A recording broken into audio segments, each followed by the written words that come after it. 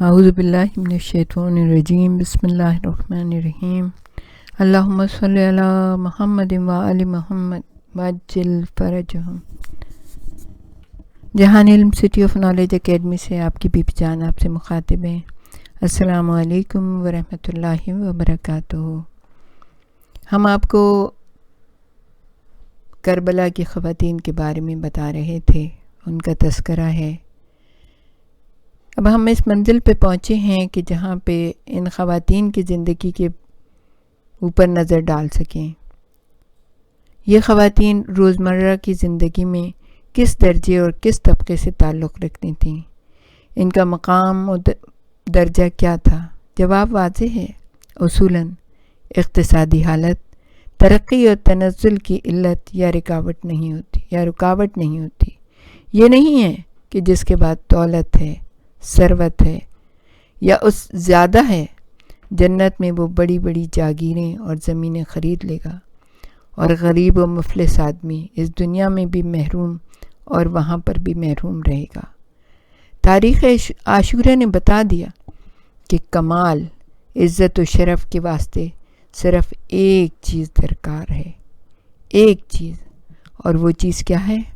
وہ ایثار میں خلوص ہے۔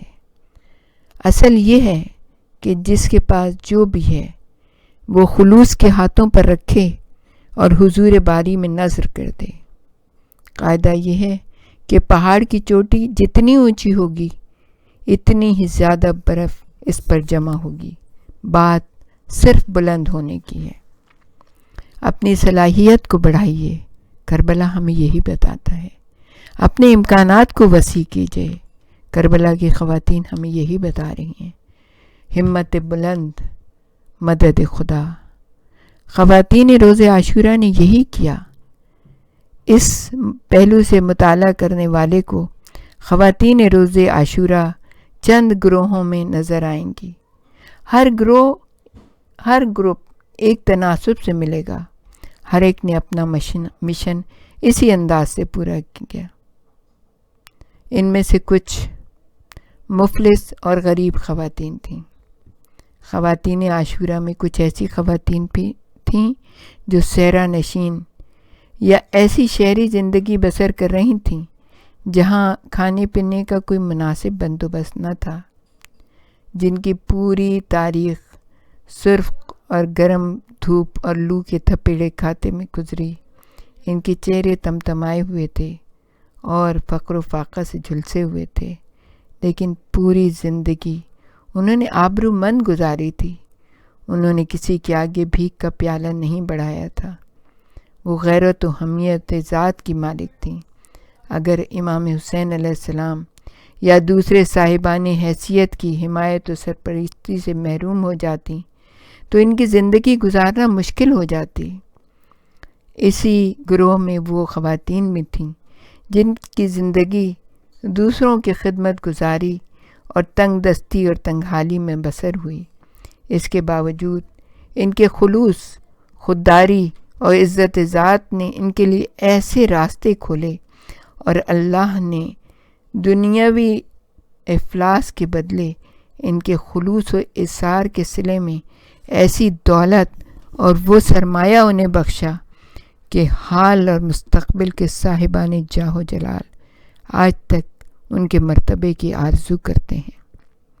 پھر کچھ درمیانے طبقے کی خواتین بھی کربلا میں موجود تھیں۔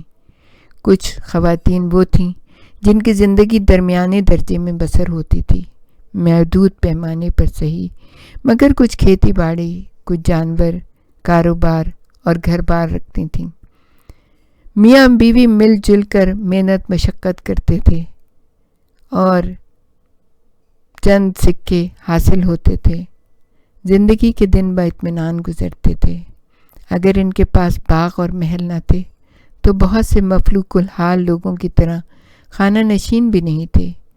متوسط درجے کی زندگی، شکر خدا اور بندگی۔ دو لقمے جو کھاتے تو سجدہ شکر بجا لاتے۔ ضمیر مطمئن تھے کہ اس میں کسی غریب کا حق یا شبے کا دانہ شریک نہیں ہے۔ ایک پروگرام اور مختصر مصروفیت سے فارغ ہو کر ذکر و فکر عبادت الہی، یہ ان کا مشغلہ ہوتا تھا۔ ان کے دل میں حسد و کینہ، خیانت اور فساد کی نیت، اور ان کے دماغوں میں بدی کے خیالات و گمان نہ تھے۔ ان خواتین کا اس مرتبے پر پہنچنا طبعی بات تھی۔ جن مردوں اور انقلابیوں نے تاریخ میں کوئی مقام حاصل کیے، جنہوں نے مافوق العادات کارنامے انجام دیے اور کامیاب انقلاب برپا کیے یا انسانیت کے خاطر کچھ کام کیے ہیں، ان کا تعلق زیادہ تر اسی درمیانی درجے والوں سے رہا ہے۔ ایسے افراد اسی درمیانی طبقے سے ابھرے ہیں۔ اپنے جیسے انسانوں کی فلاح و بہبود کے بارے میں خلوص نیت سے یہی لوگ سوچتے ہیں، اس کا مداوع ڈھونڈتے ہیں، ایک راستہ بناتے ہیں، اور اس کی کامیابی کے نتیجے میں وہ فکر دبستان کی صورت اختیار کر کے انقلاب آفریں اور محافظ انقلاب قرار پاتی ہے۔ پھر کچھ خواتین اس مجمع میں وہ خواتین بھی تھیں جن کا تعلق علاقے کے خوشحال اور معزز گھرانوں سے تھا۔ ان خواتین نے زندگی کا ایک حصہ فارغ البالی اور آسائش میں گزارا تھا۔ کچھ خواتین ایسی بھی تھیں جن کے گھروں میں نوکر چاکر تھے، کنیزیں تھیں، جن کے باغ تھے، مکانات تھے، بڑی حد تک خوشحال اور فارغ البال تھیں، معاشی اور معاشرتی مشکلات سے بہت زیادہ آشنا نہ تھیں۔ ان کے لیے کوئی ایسی صورتحال نہ تھی کہ وہ مجبور ہو کر گھر سے نکلتیں اور مرنے پر اور اسیری پر تیار ہو جاتیں، زندگی سے سیر ہوتیں اور جاں بکف مجاہدوں کے ساتھ کربلا کا رخ کرتیں۔ ان کو سرمایہ داری کی کسی آسیب نے برداشتہ خاطر کر کے مرنے پر آمادہ یا دنیا سے بدزن نہیں کیا تھا۔ شہادت کی راہ میں ان کا سفر اور شہیدوں کے پہلو بپہلو ان کا کردار سرمایہ داروں کے منفی رجحان کا پیدا کردہ نہیں تھا۔ اللہ اپنے بندوں پر اپنی حجت کو تمام کرتا ہے۔ وہ نشاندہی کرتا ہے کہ مال و دولت یا فقر و محرومیت کسی بامقصد فرد کو اس کے نصب العین سے نہیں روک سکتے۔ خوشحالی آبرومندانہ شہادت کی راہ میں رکاوٹ نہیں بنتی ہے۔ بنیادی بات خود آدمی کی عزیمت ہے، یعنی اس کا عزم ہے، اس کی ہمت ہے، اور اس کی یہ سوچ کہ مال و دولت نصب العین و مقصد ہے یا وسیلہ و ذریعہ ہے۔ ان خواتین کی شخصیت کیسی تھی؟ ان خواتین کی شخصیت روحانیت کی طرف مائل تھی۔ یہ وہ خواتین اگرچہ بظاہر نادار تھیں، محتاج تھیں، گمنام تھیں، اور کسی حد تک تاریخ حیات میں انجان و غیر مشہور تھیں، لیکن ان کے طور طریقے اور تاریخ کربلا میں ان کے اقدامات اور نتائج کے پیش نظر اس کے واضح نشانات ملتے ہیں کہ یہ خواتین انسانیت کے ان بلند ترین مقام پر پہنچنے کی صلاحیتیں رکھتی تھیں جن کو شخصیات اور نفسیات پر بحث کرنے والے ضروری سمجھتے ہیں۔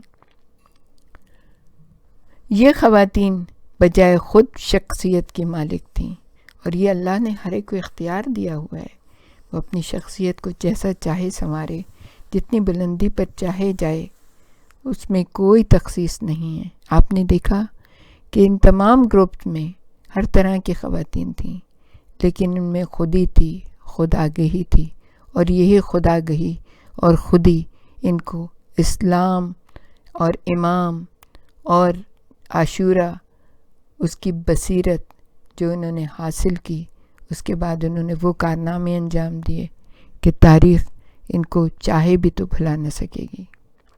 ہمارے ساتھ ہی رہیے گا، ہم آپ کو اس کے بارے میں اور بھی بہت کچھ بتانا چاہیں گے۔ وآخر دعوانا ان الحمد للہ رب العالمین۔ ربنا تقبل منا انک انت السمیع العلیم وتب علینا انک انت التواب الرحیم۔